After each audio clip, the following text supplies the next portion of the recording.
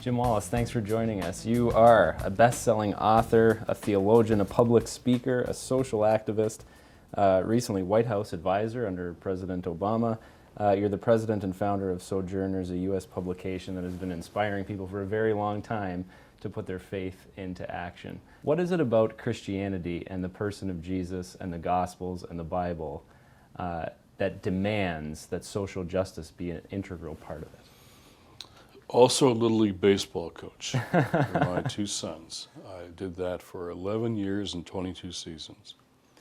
And in that context, I'll give you an example, all of my black players had a parent who would tell them how they should behave and not behave in the presence of a policeman with a gun.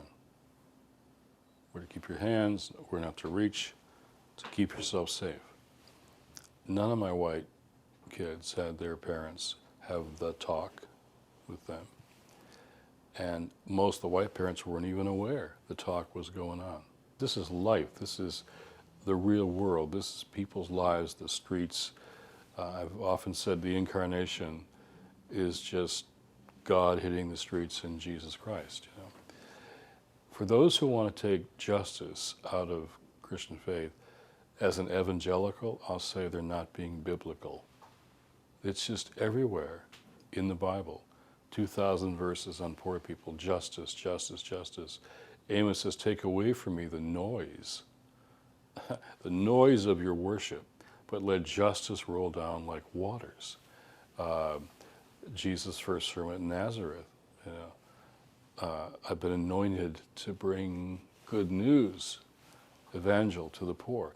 It's just, it's integral, as Francis would say, integral. We're people who want to live by the kingdom of God, a new order that Jesus announced and brought in, which changes everything, personally, spiritually, socially, racially, economically, and politically. It turns the world upside down.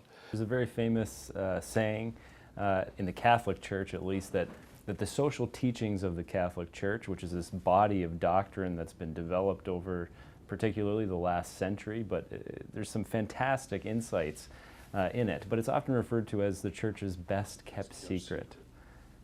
Why do you think that is? Why is it such a secret? Why does it seem so shocking and jarring and novel when you're describing it to me? It seems so alive and new. As an evangelical, I got converted by Catholic social teaching because I read that. Whoa, someone's thought about this, right? It's the best body of teaching in all the churches on what the gospel means in the world. The ancient idea of the common good, what it means to govern. I think the black churches in the U.S. have been the most holistic, the most faithful to living that out. And so I look to the black churches and I look to the Catholic social teaching, and for me it just makes perfect sense if you want to look at the world from a gospel point of view.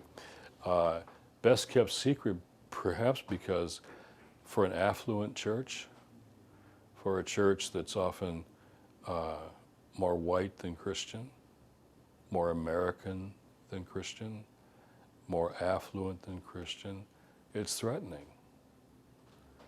It's clear in the Bible this is about changing the world, and particularly what the Catholic social teaching calls the preferential option for the poor, what Jesus says, as you've done to the least of these, you've done to me. Francis is saying that all the time. That's my conversion text. That was what brought me to Christ, Matthew 25.